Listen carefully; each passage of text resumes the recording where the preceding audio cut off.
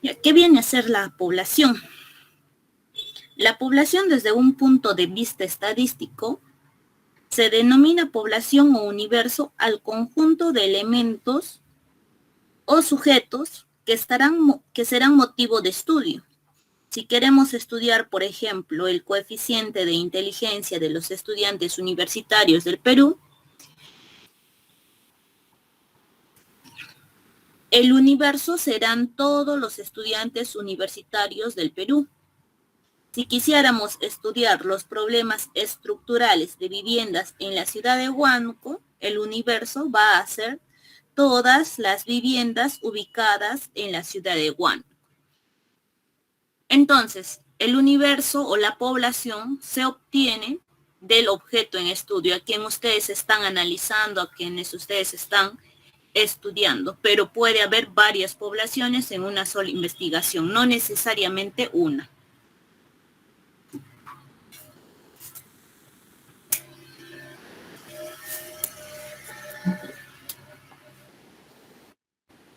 Ahora, dado que en estudios de este tipo resultaría muy costoso y extenso, salvo en el caso de los censos, donde sí hay que estudiar toda la población, tenemos que utilizar la estadística para seleccionar una fracción de la población que cumpla la siguiente condición, que con una probabilidad P, las conclusiones que se puedan obtener de ella tenga validez para todo el universo. En una investigación puede existir varias muestras. Por ejemplo, si se quiere realizar una investigación acerca de la competitividad del sector construcción, sería necesario determinar una muestra para los proyectos construidos y otros para los profesionales involucrados en este proceso. Ahora, para seleccionar una muestra también, lo primero que hay que hacer es definir la unidad de objeto en estudio, en la investigación, ya sean personas, familias, obras construidas, vehículos de transporte público, viviendas, kilómetros de una carretera, metros lineales de una vereda, ladrillos fabricados por una máquina, bolsas de cemento, envasadas por una fábrica, etc. Para una investigación cuantitativa, la muestra de estudio es un subgrupo representativo de la población sobre la cual se harán de recolectar datos. El investigador se deberá interesar que los resultados encontrados en esta muestra logren generalizarse o extrapolarse a la población o al universo. La muestra debe ser estadísticamente representativa. Asimismo, ustedes cuando me indiquen en su trabajo de investigación la muestra es tal, me tienen que justificar de dónde han obtenido esa muestra, por decir, 5 probetas de concreto. ¿Quién les ha dicho a ustedes que una muestra de concreto es 5? ¿De dónde han obtenido? Me dirán, según el Reglamento Nacional de Edificaciones, tantas muestras se toman para realizar investigaciones, ¿no? Porque ahí está en el reglamento. Tienen para que lean el Reglamento Nacional de Edificaciones, la ITINTEC, la ASTM, infinidad de normas y reglamentos que te dan muestras para que ustedes obtengan. En este caso, en el ejemplo que les estoy dando de las probetas de concreto, vendría a ser su misma población. Pero hay casos que no van a estar en el reglamento, como puede ser encuesta a 1000 personas. Ustedes no van a obtener en una, digamos, en un reglamento como es la muestra de 1000 personas, ¿no? Porque eso ya nos da la teoría en la estadística. Pero si es que no hubiese, nos vamos a los reglamentos y ahí identificamos. Ahora, para obtener la muestra del investigador, tiene que realizar los siguientes pasos. Primero calculamos el tamaño de la muestra, definimos mi muestra, ya sea de manera de alguna fórmula o bien mediante algún reglamento.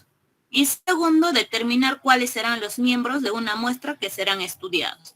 Eso ya lo realizan según las técnicas de muestreo que ustedes ya lo han visto en estadística, ¿no? Ahí tienen el aleatorio simple, sistemático, estratificado.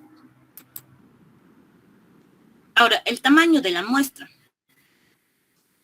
Si cada uno de los sujetos de estudio de una investigación tuviera exactamente las mismas características, el tamaño requerido de una muestra, seriamente solo uno. Pero al no presentarse el caso, necesitamos establecer un tamaño de muestra mayor de 1, pero menor que la población total o el universo. El tamaño de la muestra muchas veces se limita por el costo que involucra o por el tiempo disponible de la investigación. Y existen dos casos para determinar el tamaño de una muestra. Pero en este caso, como les vuelvo a mencionar, es para ya poblaciones definidas. A ver, un momento, disculpen, jóvenes.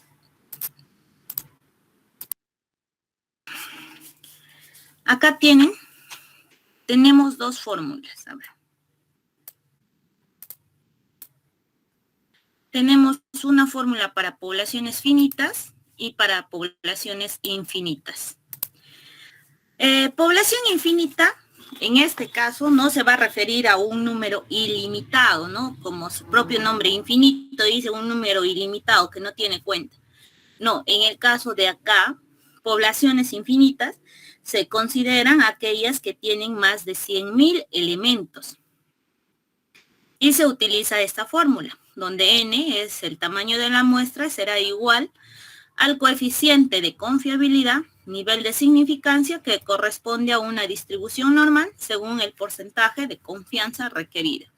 Y tenemos este cuadro, que con estadística ustedes ya han visto que para yo determinar mi nivel de confianza y obtener mi Z, se dibuja una curva, y de ahí ven cuánto es el Z, ¿no?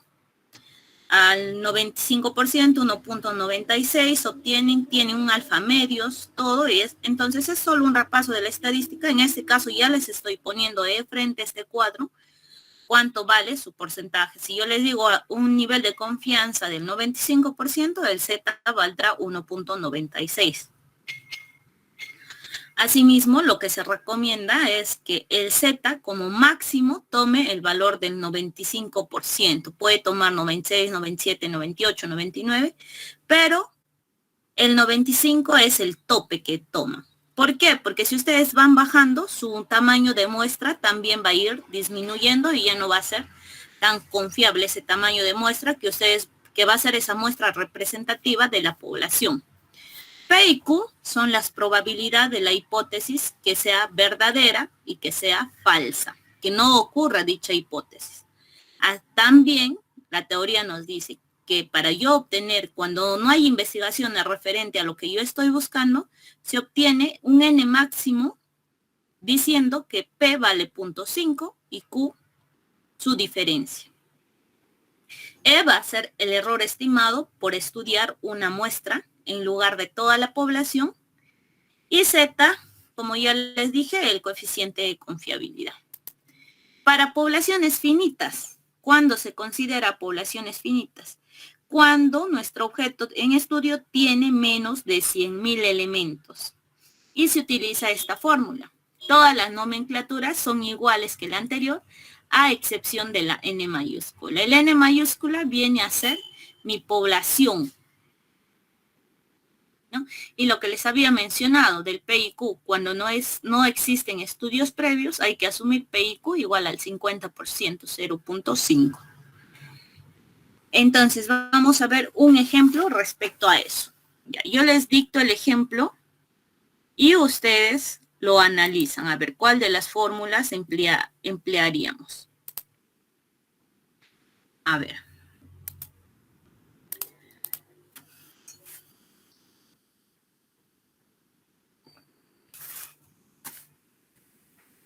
Ya.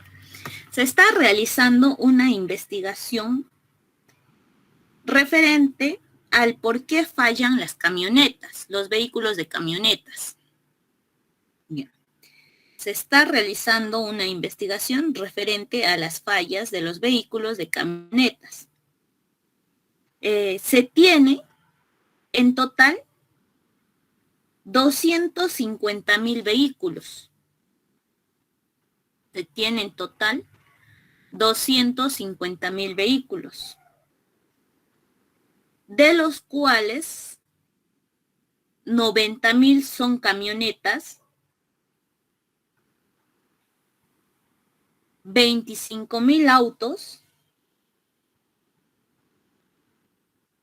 y el resto vehículos ligeros.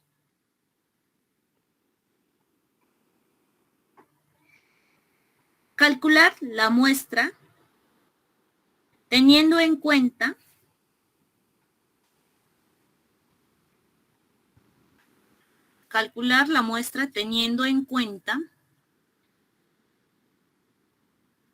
que el nivel de confianza es al 96%,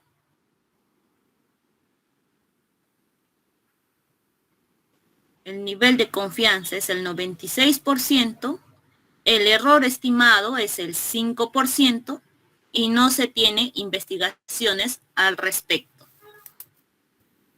A ver, calculen en 10 minutos.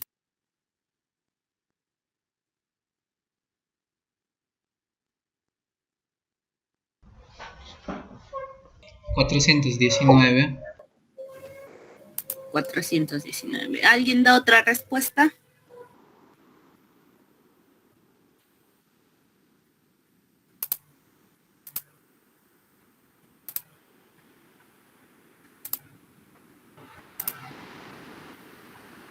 Ya, vamos a empezar. En algo seguro te has equivocado. A ver. ¿Cuál de las dos fórmulas empleamos? ¿Poblaciones finitas o infinitas? Finitas. Ya, finitas, ¿no? Porque es menos de 100.000. ¿A quién primero nosotros definimos? ¿A quién estamos investigando? A las camionetas. Entonces, como han escuchado en el problema, les dije que habían 250.000 vehículos en total, 90.000 camionetas, 25.000 autos y el resto otros tipos de vehículos. Entonces, tenemos al objeto en estudio que es camioneta, mi población va a ser 90.000 camionetas. Entonces, está considerado dentro de las poblaciones finitas. Ya. Anterior. Les dije al 95%. Yo estaba trabajando con otro número. Ya. Al 95% 1.96, ¿no? Y entonces 1.96 al cuadrado por cuando no se tiene investigaciones se asume 0.5 por 0.5 por 90.000 entre el error al cuadrado, ¿cuánto les dije? 5%. Ya, al cuadrado.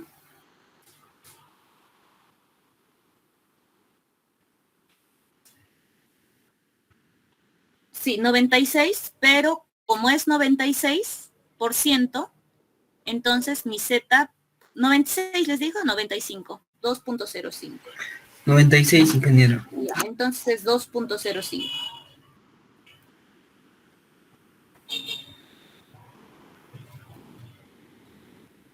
Ya. PIQ si es 0.5, N 90.000, el E 0.05 al 5% de error, el N 90.000 menos 1,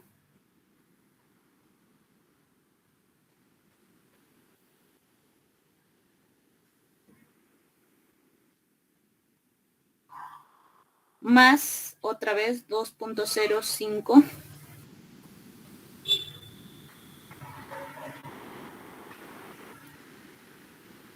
por 0.5 y por 0.5.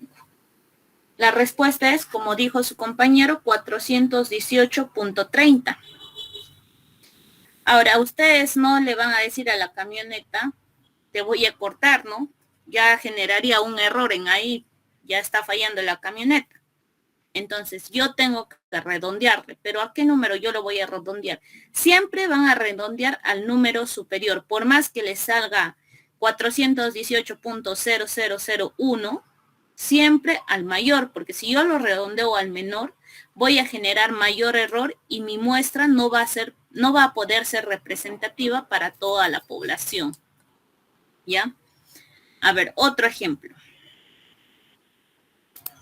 Se está realizando una carretera o se está ejecutando, construyendo una carretera y se realizan, estudios de Proctor y por dicha carretera pasan 200,000 vehículos pesados, 100,000 vehículos livianos y 50,000 vehículos menores. Se desea calcular la muestra de dicha población. Ingeniera, disculpe, ¿podría repetir, por favor?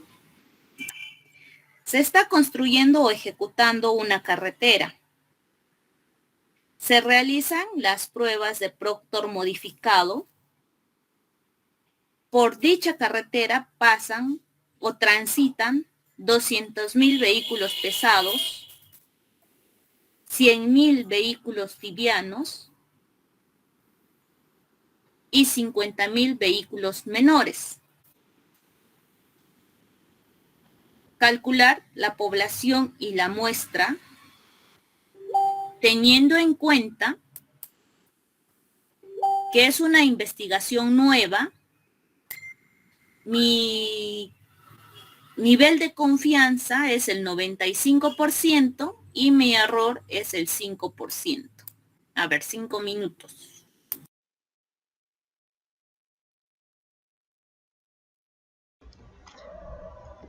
Ingeniera, lo que se está investigando con el ejemplo que nos dio son vehículos en general, ¿no?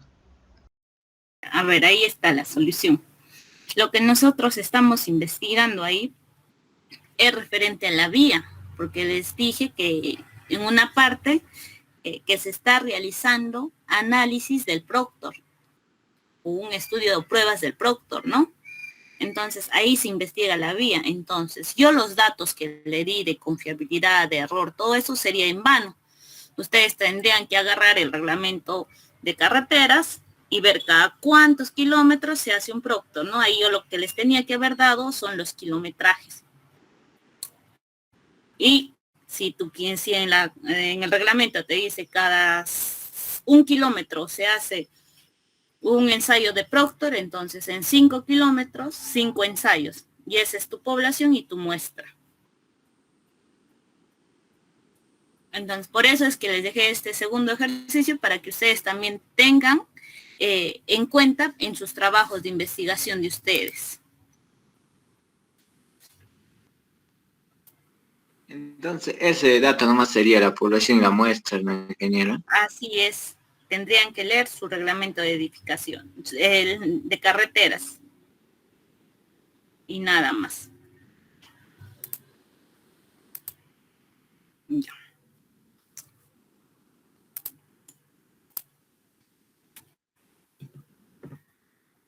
Ahora el procedimiento del muestreo. El elegir entre una muestra probabilística o una no probabilística depende de los objetivos de estudio de la investigación y a continuación vamos a presentar cómo es que se puede hacer con ella. No tenemos muestreo probabilístico y no probabilístico. En lo que se refiere al probabilístico, en este caso o en este tipo de muestreo, todos los elementos de una población tienen la misma probabilidad de ser escogidos y existen dos tipos. Tienen en este caso muestreo aleatorio simple y muestreo sistemático. En el muestreo probabilístico tenemos dos casos para que sean escogidos: el muestreo aleatorio simple y el muestreo sistemático. En el aleatorio simple es donde todos los objetos de estudio tienen la misma probabilidad de ser escogidos o seleccionados en la muestra. En este caso se distinguen dos casos a la vez en el aleatorio simple, que son selección con reemplazo y selección sin reemplazo.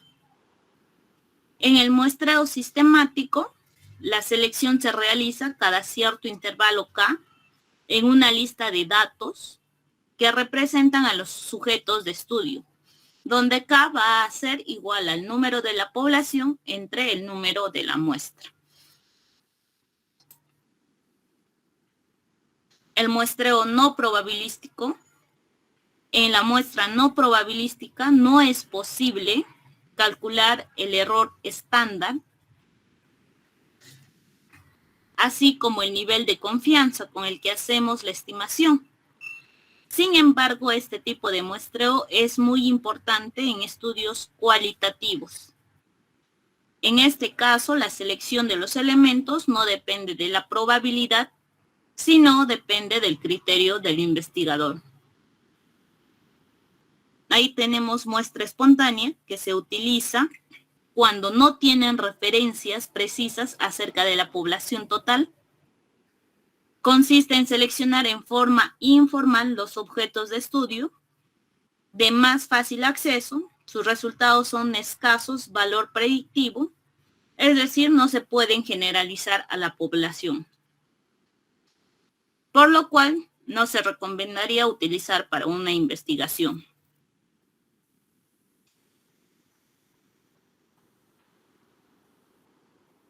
Luego tienen el muestreo por cuota,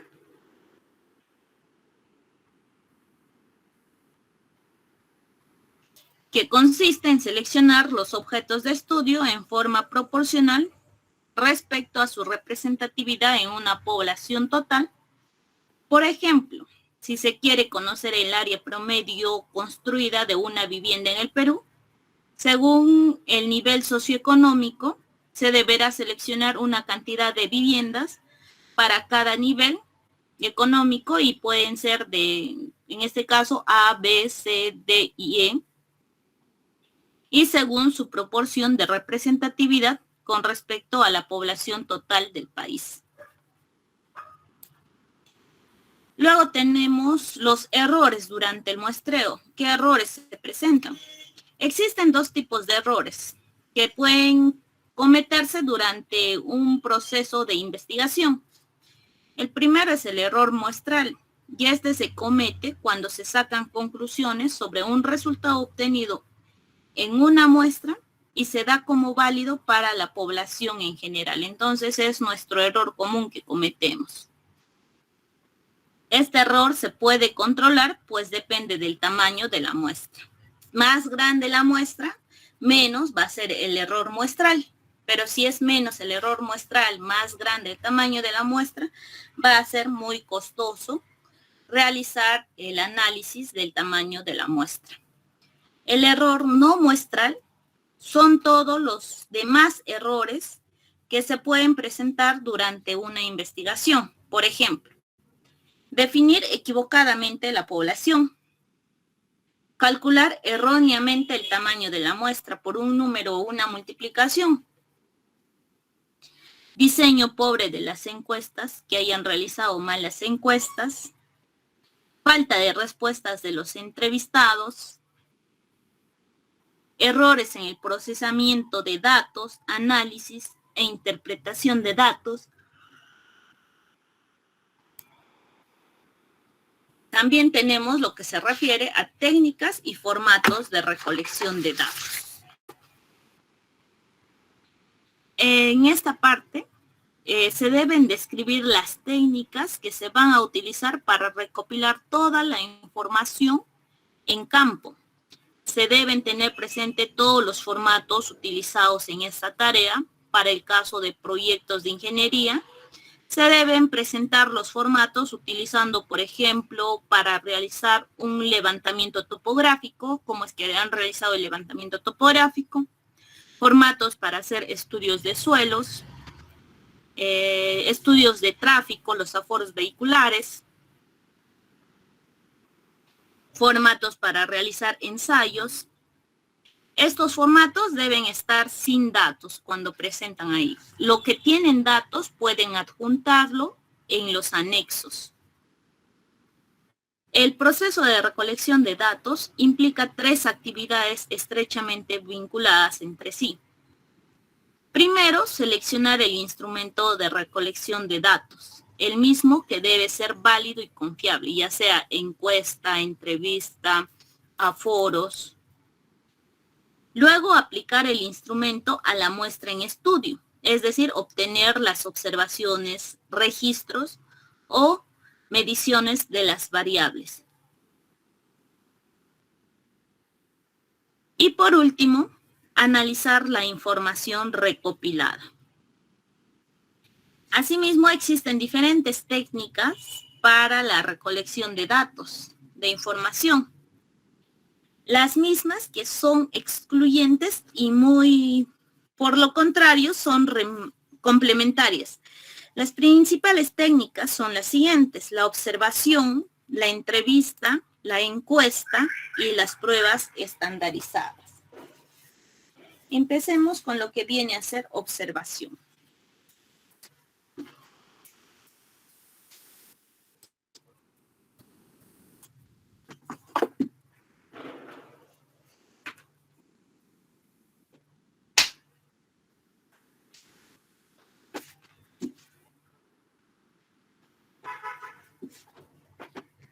Para proyectos de investigación en ingeniería, todos los datos observados se deben plasmar en formatos adecuados de recolección de información. Por ejemplo, formatos para el estudio de tráfico. Ustedes cuando van a aforar, están observando, están viendo los vehículos que están pasando, ¿no? Entonces, ahí están observando, están aplicando esa técnica y solo están apuntando. Estudio de suelos, levantamientos topográficos, diseños de mezcla, etc. La observación científica es la más antigua y al mismo tiempo la más moderna técnica de investigación. La observación se define como la percepción intencionada e ilustrada de un hecho o conjunto de hechos o fenómenos. Es lo que yo percibo a través de la visión. El objeto de observación va a ser un hecho de la realidad. Es directa ya que no se observan sentimientos, sino conductas. No se observan las enfermedades, sino los síntomas. Los elementos de la observación van a ser los siguientes. Tenemos lo que viene a ser el objeto de observación. El objeto de observación es el portador de las características que son objeto en estudio, las variables. El observador es el investigador o la persona que ha contratado al investigador para que lo realice. En el caso de aforo vehicular, los aforadores, ¿no? Circunstancias en que ocurre la observación, influenciadas por el medio ambiente del objeto del observador. Podría ser el clima, lluvia, calor, la congestión también podría ser.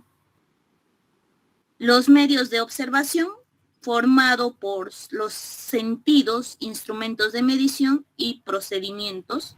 Y por último, los conocimientos observados. Luego tenemos lo que viene a ser la entrevista. La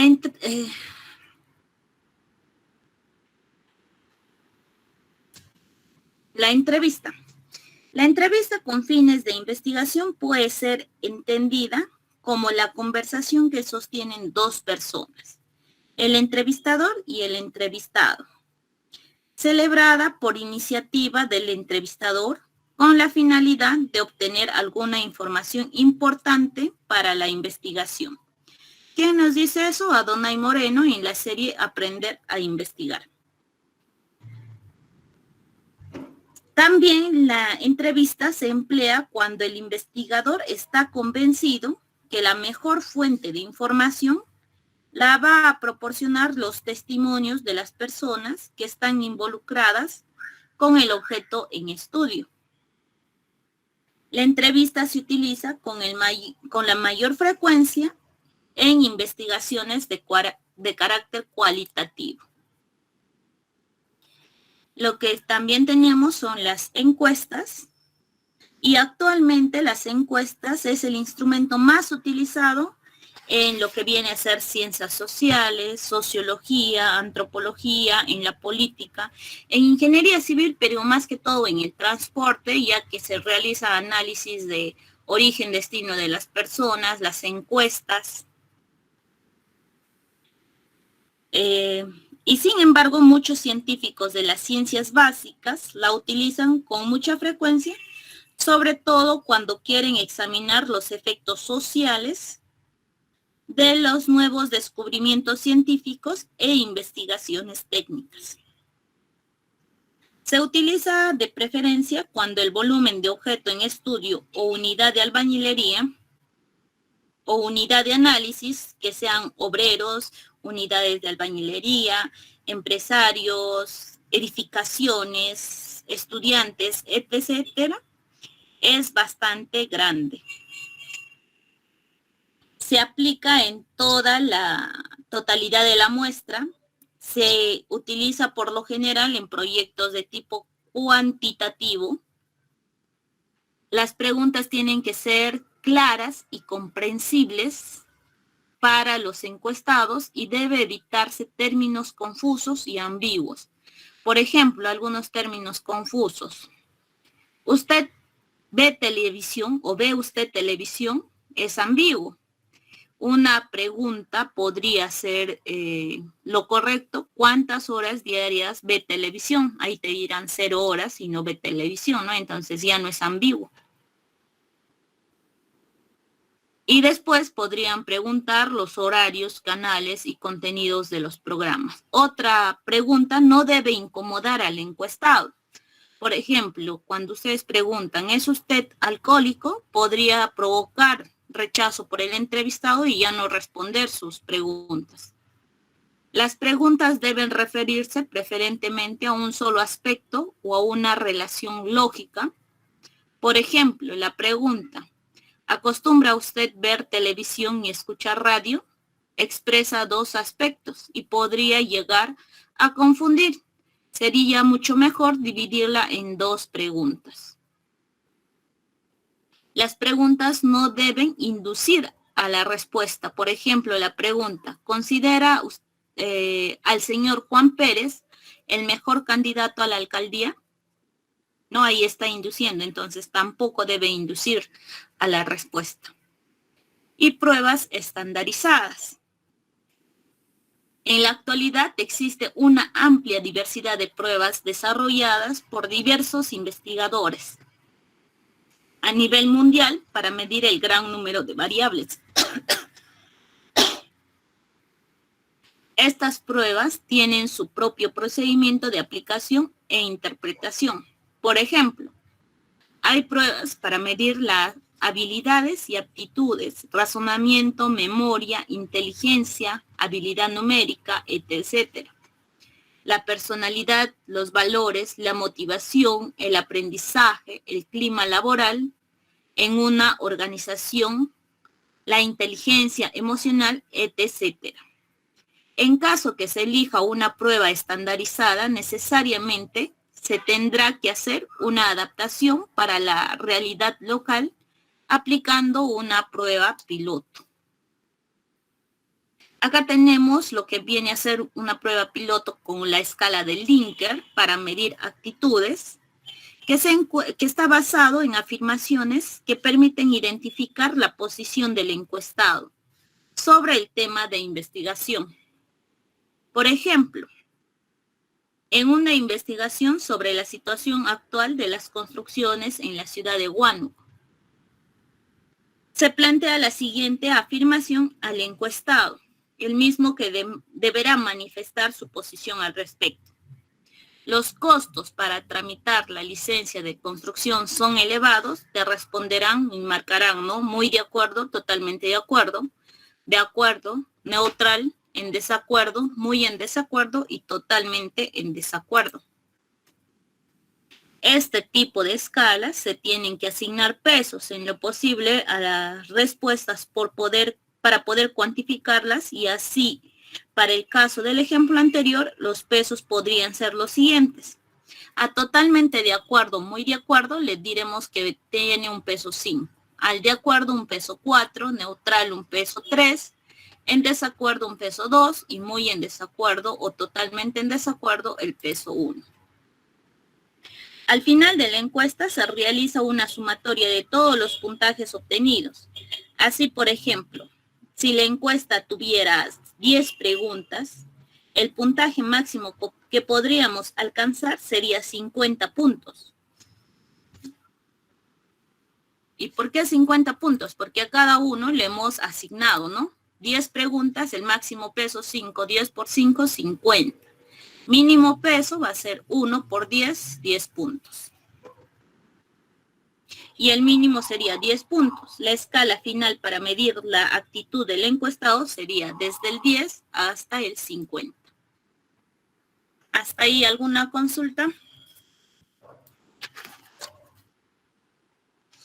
Ya, a ver, respecto a su trabajo de investigación.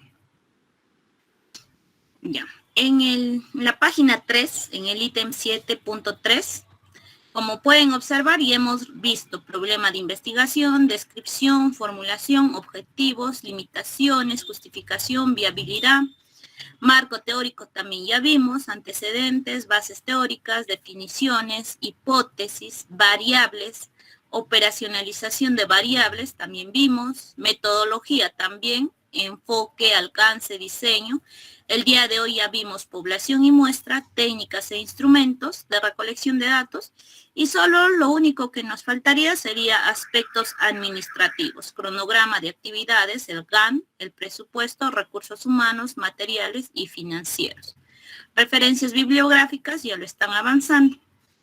Entonces ya casi nada nos falta para terminar lo que viene a ser el curso. Entonces, en lo que nos queda del tiempo, pueden ir avanzando sus trabajos de investigación, me van preguntando lo que tienen dudas. Ingeniera, buenas tardes. Disculpe, el joven Velázquez Garay me dijo que hoy no se va a poder conectar y que por favor lo considere en la lista. Ah, ya, Vázquez Garay, y ahí está. Sí. Gracias.